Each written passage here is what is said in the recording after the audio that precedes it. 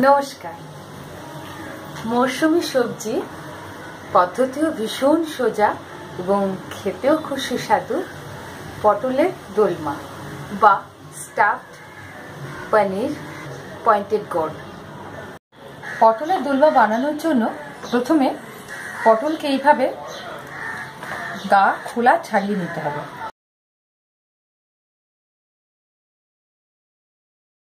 এবার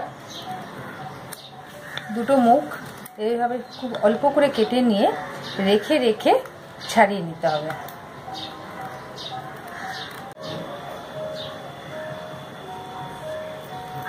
এইবার মাঝামাঝি এইভাবে ছুরির ডগাটাকে এইভাবে মাঝামাঝি নিয়ে এইভাবে কেটে দিতে হবে, একদম এই প্রান্ত থেকে এই প্রান্ত।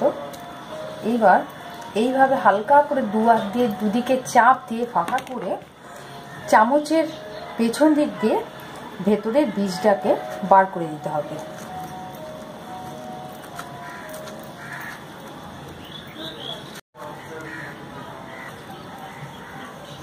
দেখুন ভেতরে কিচ্ছু নেই, একদম পরিষ্কার।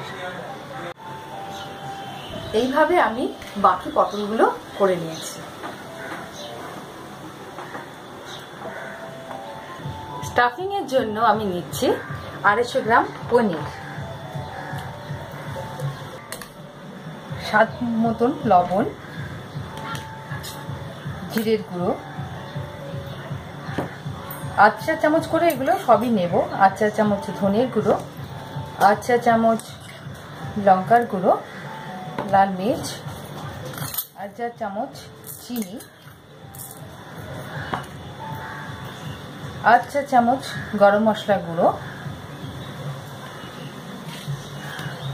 এবার এটা ভালো করে মেখে নেব।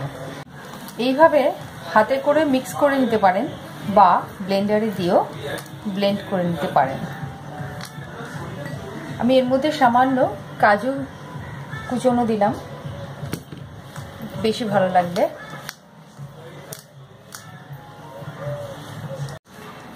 আরেকটু সুন্দর মানে গন্ধর জন্য বা টেস্টের জন্য 1 চামচ পুদিনা পাতা বাটাও মিক্স করলাম।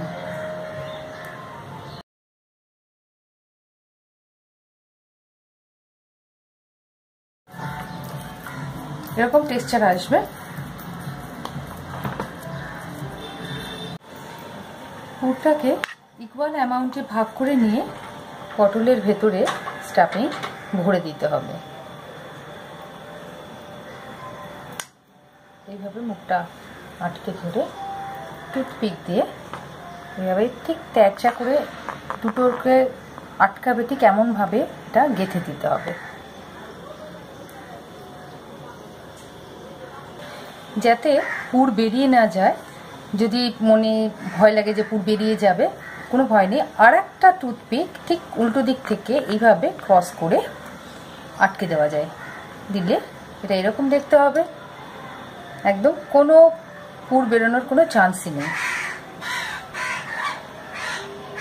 প্যানে সর্ষের তেল দিয়ে দেব। তেল গরম হয়ে গেলে কুচনো পেঁয়াজ, সামান্য কর্নফ্লাওয়ার মিশিয়ে ভেজে নেব। তেল গরম হয়ে গেলে কুচনো পেঁয়াজগুলো দিয়ে দিতে হবে।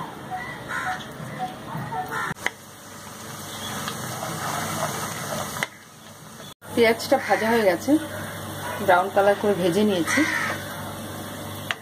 তুলে নিয়ে যে রেস্ট তেলটা থাকবে ওই তেলে পটলগুলো ভেজে নেব। পটলগুলো এক এক করে তেলটার মধ্যে দিয়ে দেব। এবার পটল তো চাপা দিয়ে দিলে তাড়াতাড়ি ভাজা হয়ে যাবে। পটলের প্রথমে জয়েন্ট মুখগুলোকে উপরে করে দিয়ে ভাজতে শুরু করতে হবে। ভাজা হয়ে গেলে তারপর এগুলোকে উল্টে দিতে হবে, তাহলে আর বেরোনোর চান্স খুব কমই থাকবে। পটল ভাজা কমপ্লিট। এবার এগুলো আমি তুলে নিচ্ছি। এরকম হবে।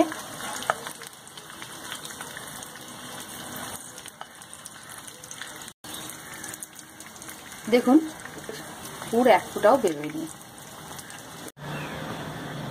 প্যানে নতুন করে 2-3 কলা সর্ষের তেল দিয়ে দিতে হবে। এরপর গোটা তেজপাতা, শুকনো লঙ্কা এবং জিরে ফোড়ন দিতে হবে। তার সাথে সামান্য কাজু,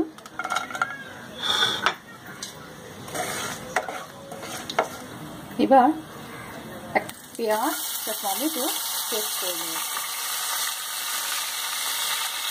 স্বাদ মতো লবণ, হলুদ, 1 চামচ জিরের গুঁড়ো, ধনের গুঁড়ো 1 চামচ ধনের গুঁড়ো, 8 চা চামচ লাল লঙ্কার গুঁড়ো, 8 চামচ কাশ্মীরি মির্চ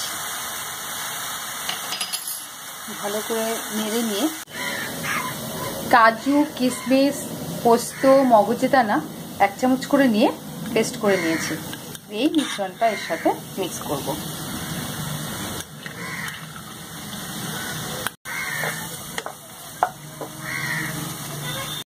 মশলাটা ভালো করে ভাজা হয়ে গেলে তেল বেরিয়ে আসবে, তারপর একটু সামান্য জল দিয়ে দিতে হবে।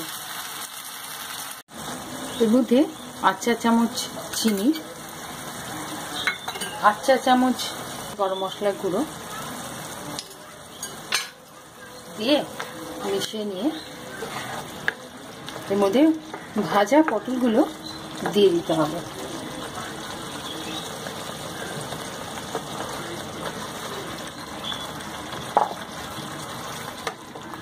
আর 2 চামচ টক দই মিক্স করে রেখেছি। দই সবসময় ফেটিয়ে দেওয়াই ভালো।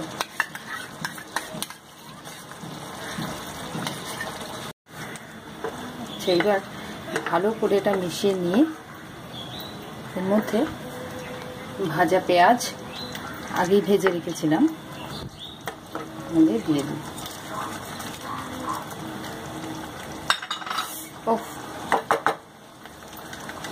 এবার একটু ফুটতে দেব, চাপা দিয়ে দেবো।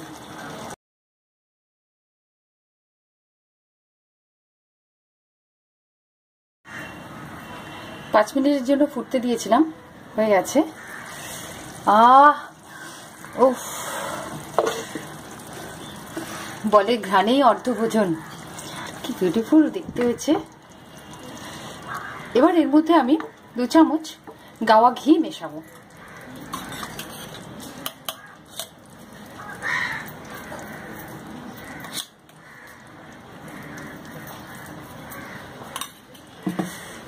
কমপ্লিট। এবার গরম গরম সার্ভ করব। সবজি খাওয়ার ব্যাপারে বাচ্চাদের বায়নার অন্ত নেই, তবে পটলের দোলমা ছেলেমেয়েরা এতই ভালোবাসবে যে তার জন্য বায়না করবে, কথা দিতে পারি।